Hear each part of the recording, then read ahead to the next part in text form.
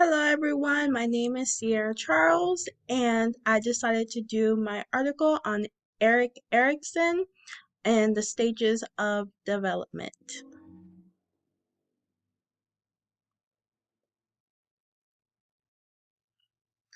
So, Erik Erikson is a German-American psychoanalyst known for his theory on psychological development of human beings. He was born in Frankfurt, Germany, 1902, and he died in 1994 in Rosewood Manor, Massachusetts. So the overview of Erikson's theory. Erikson has about 8 stages from his theory that include from birth to death. The first stage is trust versus mistrust, and it usually happens between the birth to 18 months. So, what this stage really is about how you build trust. How do parents build trust with their offsprings? They build it through being a caregiver. Babies communicate with their caregivers by making different sounds, by crying to let you know that they need something. Um, Erikson believed that an infant's cries communicate important messages to caregivers, and it's up to the caregivers to determine how to fulfill their needs. There's comfort. It's important for physical contact, especially with babies.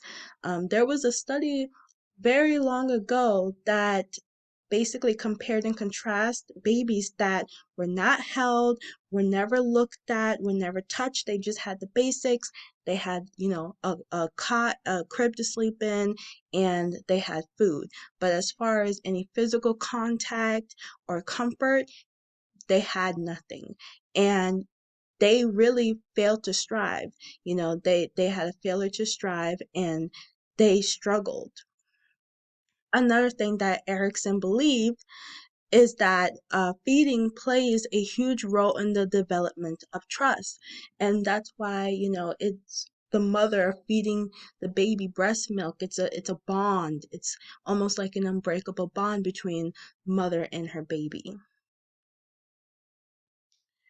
So the consequences of mistrust.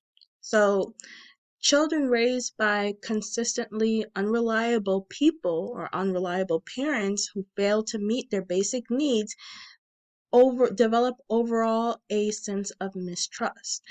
They can be depressed, they can have poor communication skills, face peer rejection.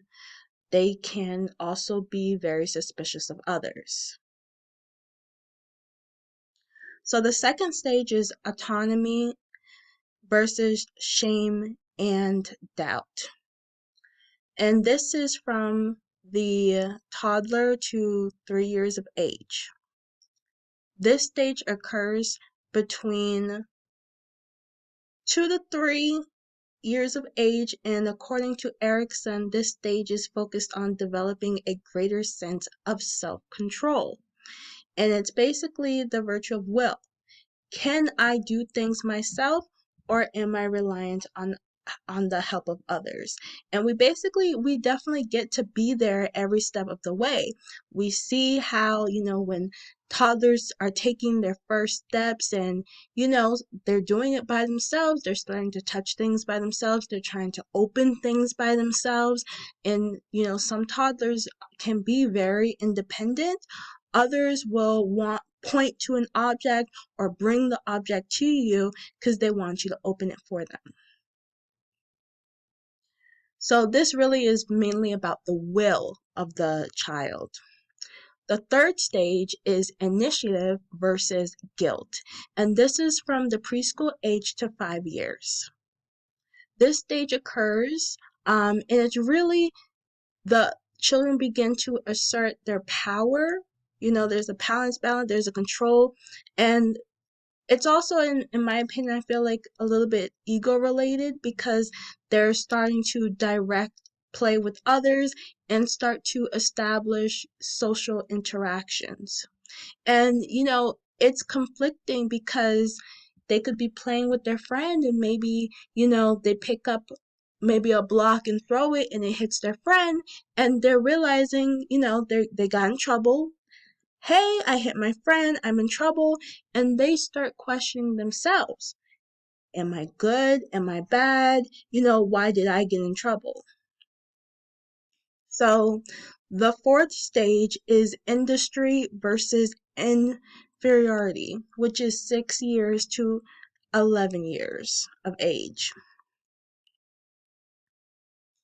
So this really talks about uh, basically how they navigate and how they develop a sense of self-worth. And it's basically the understanding of right and wrong, having the competence. This is when school is a huge factor. They're starting to learn lessons. They're having now expectations. You got to wake up in the morning. You got to go to school. You might have some homework to do. You might have now activities to do. So now they're doing things that have expectations on them, and they're doing things that have some sort of worth to them. Now, the fifth stage is identity and confusion. And identity and confusion faces a developmental conflict that must be resolved to successfully, develop that stage. And it's basically, relationships. It deals with a lot of relationships and growth. And that is from age 12 to 18. The sixth stage is intimacy versus isolation. And this is young adult to age 40. And I feel like a lot of us fit, are in that range. And it's basically, success. So, this leads to fulfilling relationships, and there's sometimes going to be struggling at this stage. And this is where feelings of loneliness and isolation can also occur. And a lot of transitions take place. People are getting married, people are getting divorced, people, are not talking to the same people that they grew up with, So it's just a lot of, in my opinion, transitions. The seventh stage is generativity versus stagnation. And this stage is very important because it's the middle age to age 65, and the middle age to age 65 is now you're starting to plan, you're starting to really understand, you're starting to have wisdom, you want to know how you can contribute, what are you doing, what have you done, and you're really starting to care because you're not seeing yourself as the person that you were in your 20s. And the eighth stage is integrity and despair. And that's when, you're over the age of 65 and you're questioning how you lived your life. Did I live a meaningful life? Uh, you know, did I learn anything from everything, my struggles, and how can I apply it? How can, maybe teach someone else or teach someone younger than me, hey, don't do that, don't make that same mistake I did, because now you've learned and now you know. So, from the author's perspective, the author states that there are opposing psychological tendencies. There should be a stable foundation of core beliefs, and straying too far to the positive can be maladaptive.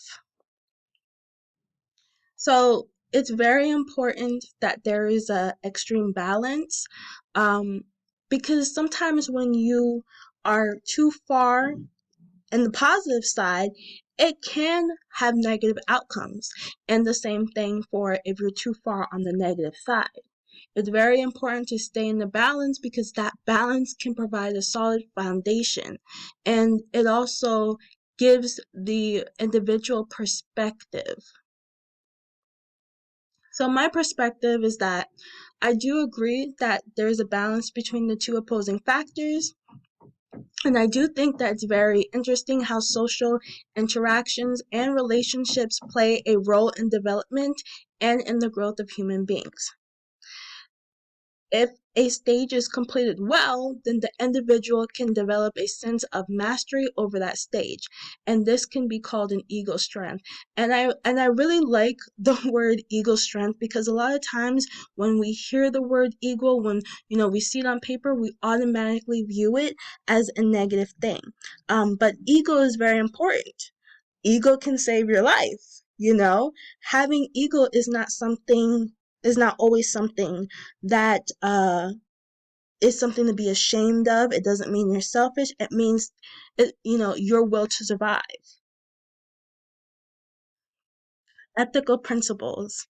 So if a stage is managed very poorly, an individual can feel a sense of inadequacy or feeling like they have less value. This can cause a person to give in to self-criticism. They can linger on past mistakes. So maybe I was going through a rough patch and I wanted to party, and I started getting bad grades. They can also question who they are. Implications to practice. The theory is difficult to be measured or tested scientifically. There can be changes or different patterns in the ego development, which may cause abnormal development in the brain.